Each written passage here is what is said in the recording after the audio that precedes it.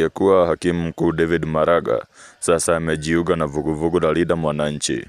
Katika mkutano uliofanyika jana katika kaunti ya Kisii, Maraga alikaribishwa kwa vuguvugu hili na seneta wa kaunti ya Nairobi, Edwin Sifuna. Katika hotuba yake, Maraga aliikosoa serikali kwa madai ya ufisadi, akisema kwamba adui mkuu wa maendeleo ni wizi wa mali ya umma. Akieleza sababu zake za kujiunga na vuguvugu hili, Maraga amesema kwamba ametumwa na wafuasi wake ili kwa pamoja watafute kura na wajaza kikapu ili waweze kumfurusha Rais William Ruto katika kinyang'anyiro cha urais mwaka ujao.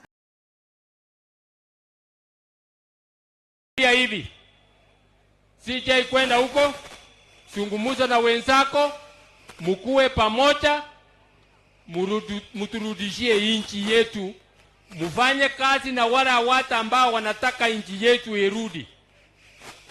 Kwa upande wake, seneta wa kaunti ya Nairobi Edwin Sifuna amesisitiza kwamba kama vuguvugu la Linda Mwananchi watashirikiana kwa pamoja ili serikali isipate njia ya kurudi mamlakani mwaka ujao. Sifuna pia amesema kwamba watashirikiana na viongozi wengine wa upinzani ili kuhakikisha kwamba Rais William Ruto atakuwa rais wa muhula mmoja. Sisi wanalinda Mwananchi hatutatumika kusplit kura ya upinzani. Munanielewa? Kama kuna mtu analala mahali anafikiria ati Sifuna atachochwa asimame kura peke yake, alafu tukute ati Kasongo amepita katikati, nataka niseme nikiwa Kisii, haitawezekana. Viongozi hawa waliandamwa na viongozi wengine wakiwemo mbunge wa Embakasi Mashariki Babu Owino, gavana wa Siaya James Orengo, gavana wa Murang'a Irungu Kang'ata, seneta wa kaunti ya Kisii Godfrey Otsosi pamoja na viongozi wengine.